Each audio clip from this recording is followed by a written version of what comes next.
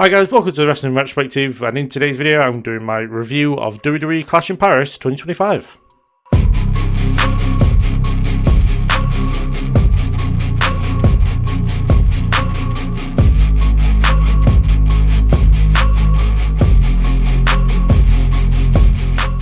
We started off with Roman Reigns defeating Bronson Reed, and this was okay. Like, both were doing like a slow methodical pace but weren't doing much big impact moves, which kind of didn't work in my opinion. Like, it just felt really slow and stagnated and just wasn't as good as I feel like these two could have had.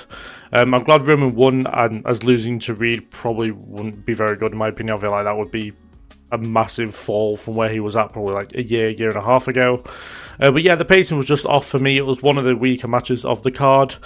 Then afterwards, Roman Reigns was taken out, and like he was taken out by Braun and Bronson, and yeah, this went on for like nearly an hour. Like from Bronson Reed's entrance, which kicked off the show, to this kind of being moved on to the next thing. Yeah, it took like the majority of the first hour of the show, which was very surprising and very drawn out. I assume this is Roman written off till probably Survivor Series, I would think, especially if Cody's doing his filming for the film. I assume that Roman is not going to go do his filming for his part of that film. So, yeah, I mean, I said maybe he'll be around for Crown Jewel. I'm not sure. I've heard that he's going to be around for Crown Jewel, but okay, maybe that's not the case because of all this going on. But yeah, I said overall the match really wasn't very good. It was a match I wasn't expecting to be very good, so maybe I kind of made my mind up before it even started. But yeah, I said it was okay, but these two can definitely put on better matches. After that, the White Six, so Dexter Lumis and Joe Gacy, defeated the Street Profits to retain the WWE Tag Team Championships, and this match was fine. It probably wouldn't have gone amiss on the main event of a SmackDown, but you know, it is what it is. Sometimes we just get these, you know, weekly show matches on pay-per-views. I didn't like the fact that they had like the Profits not getting along because of the Bo Dallas interaction that they had on SmackDown, because A, it wasn't consistent. They were working quite well with each other come the end of the match, so there was really no issues there. And yeah, it's just silly because we know how close the Profits are, and you know, they've done it before where they've suggested that Profits might split up and then they just didn't. So if they're going to have them split up, I feel like they should do it in like a proper storyline way rather than just do it as a one-off here and it looks like things might be going wrong when they're clearly not. But yeah, once the match got going, it was solid. It was a pretty decent tag match. It was very raunchy in my opinion. Like, they kind of went for everything that like they would normally do. Like, nothing was really special about this one in my opinion, which might seem a bit harsh, but yeah, it just kind of didn't stand out in any kind of way. You know, it was a very late addition to the card. Yeah, I mean, said Wyatts are okay as champions. They just need more compelling storylines to then make people get invested into them again. So I feel like people have kind of dropped off with the Wyatts now, and they've kind of put the tag team titles on them at kind of a bad point, if not like the worst time, because they should have done it when they were at the absolute height of being like one of the most important things on the card, and instead they kind of squandered them a little bit, then given them the titles.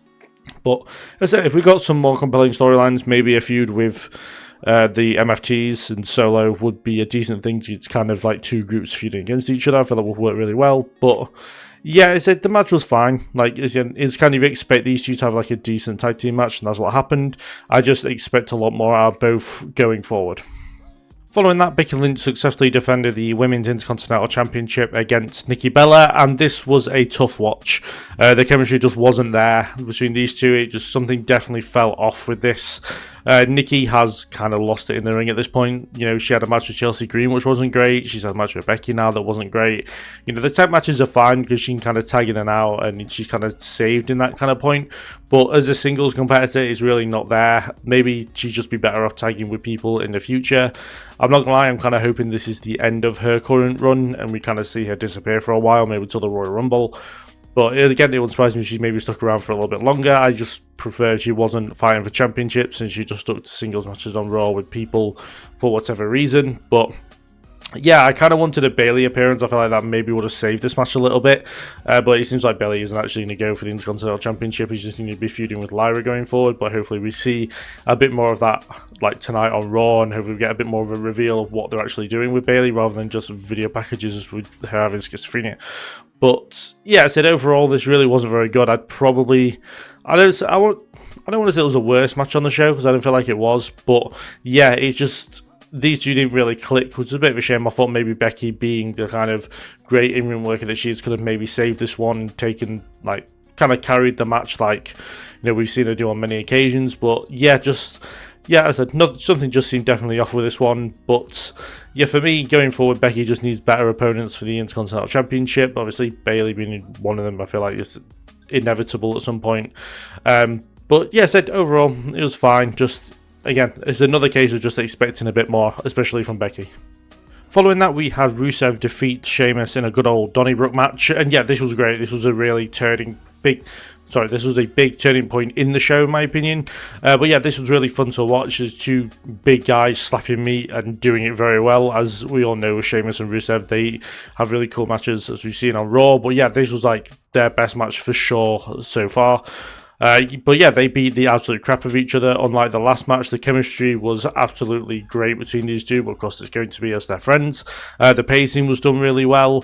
The table spot where Sheamus did the white noise off the barrels was awesome. Yeah, everything about this was great. Obviously, go check it out. I would probably say it's the second best match on the show. It really stood out in my opinion. And yeah, just as I said, a great turning point within the show where things started to vastly improve. And yeah, I'm curious to see what these two do next. I would actually like to see Rusev kind of confront the winner of AJ versus Dom for the Intercontinental Championship tonight on Raw. And as for Sheamus, I'm not sure. He can kind of come and go as he pleases and kind of fits in wherever he needs to be. So I can feel like he'll just go into another feud with somebody. I'm just not sure who it would be. But yeah, Rusev I can definitely see going towards the Intercontinental Championship going forward. After that, we had John Cena defeat Logan Paul, and this was great. Logan Paul continues to show, as much as fans we don't want it, he's probably the future of WWE. And as far as Cena goes, I'm not sure who still thinks he can't wrestle, but he's proving here once again in a match that he maybe didn't have to do so much in, that he 100% can wrestle. I like the fact that he was doing moves with people that he can't face again. So he did the End of Days to represent Baron Corbin, or I forgot what his name is on the Indies now, so you have to forgive me for that one. And he did a Styles Clash because, unfortunately, he won't be facing AJ Styles again, which is a massive shame. I'd have loved to see Cena versus AJ Styles one more time. Yeah, with Cena, I'm assuming he faces Brock next. I'm not sure how they build to that. I was very surprised that he didn't show up here. Like, there was kind of moments where Cena was like saying thank you to the fans. He was shaking the hand of the kid that he did the meme about. He kissed his wife. I thought that was a kiss goodbye before he got killed by Brock Lesnar. And then he went back in the ring, and I thought it was a massive trap and Brock would come out, but we didn't. It faded to black, and we kind of moved on. So yeah, I'm interested to see how Brock comes back around into the fold of WWE, especially if they're having a match in, about just over 2 weeks at WrestlePalooza. As for Logan, I'm not sure what he does next. Maybe he helps Drew against Cody, but saying that at the same time, Drew doesn't really need help against Cody. But overall, yeah, this was a really enjoyable match, and I kind of prepared for the worst in Logan winning, and that didn't happen. So yeah, I mean, positives all around. These two worked really well together, and yeah, as I got literally nothing negative to say about this one. It was great. Finally, in the main event, Seth Rollins defeated Jey Uso, LA Knight and CM Punk to retain the World Heavyweight Championship. And this was another great match. It worked really well. I liked kind of how multiple people played like different parts within this one. Like with LA Knight, I assumed was going to play more of a heel role with Seth, whereas the babyfaces would be Jey and Punk.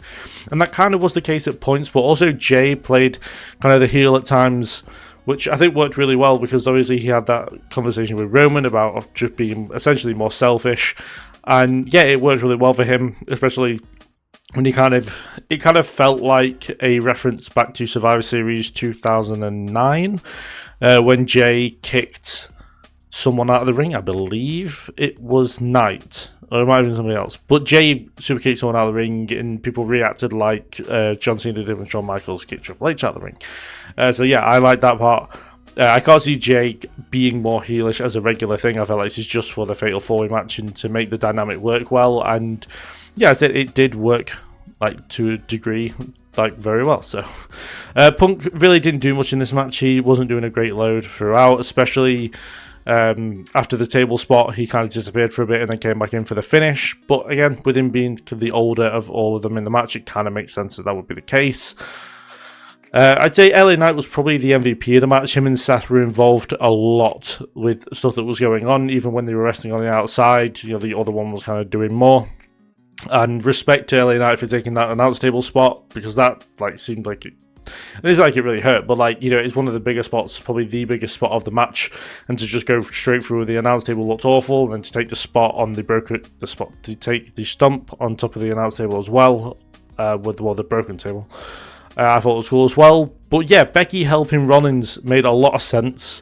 I would have preferred if they got a new member for the Vision, but at the same time, I'm kind of hoping it's just a one-off for Becky. You know, Seth Rollins saw the situation he was in with Paul Heyman in the hospital and the Bronze kicked out of the arena. He needed someone desperately to help him, and he thought, why not, if anyone, his own wife? But apparently then at the same time, I've seen reports this morning that like Becky Lynch is within the company seen as part of the Vision. So yeah, I'm interested to see if she is part of the Vision, where they go with this, because obviously we don't get like a woman in a heel team that isn't like Nikki Cross very often. So I look forward to seeing how that. Well, I suppose we've got Rhea in the Judgment Day, but it just feels like it has a different vibe about it, is what I'm trying to say. But yeah, so I'm very curious about it. I'm also curious to see who Rollins defends against next, as I feel like neither of these three should be getting a title shot after this one, or at least not for a while. We know that kind of Punk is probably going to circle back around again. And as Roman seems to be written off for Crown Jewel, I'd like to see it be Gunther, but I'm not sure whether he'll be medically cleared for Crown Jewel. So yeah, I look forward to seeing who Seth has got next for Crown Jewel, assuming that he's defending on that show. But yeah, overall this was a great match. I'd probably say this was I don't know what I give match to that, to be fair. It would probably be Logan and Cena, or Rollins and Punk. Rollins Punk could do something, I'm not sure actually, but yeah, as I said, overall this was really good. Definitely felt like a good main event, and yeah, I'm curious to see what this Rollins and Becky in the Vision thing looks like going forward. So those are my thoughts and opinions on WWE Clash in Paris 2025. Do put in the comments below what you thought of the show, what your highlights were, and kind of what you think's going to happen going forward, especially with the Vision and Becky Lynch and Seth Rollins. I'm very curious to see what people think of that. I know there has been a lot of speculation about AJ coming in now, and it wouldn't shock me, but I can't see it happening quite yet unless they like really heavily tease it. But I'm also not sure where they would do that reveal, because I feel like just doing any old Raw would kind of be a missed opportunity. If anything, they should have probably done it on this pay-per-view. But yeah, I said, you know, do let me know in the comments what you thought, and yeah, do like the video if you enjoyed it, do subscribe. There's a lot of good stuff coming up. There is coverage of Worlds Collide coming up, as well as all other pay-per-views for the rest of the year. There's a lot of retro reviews coming up as well, or what I call main event memories.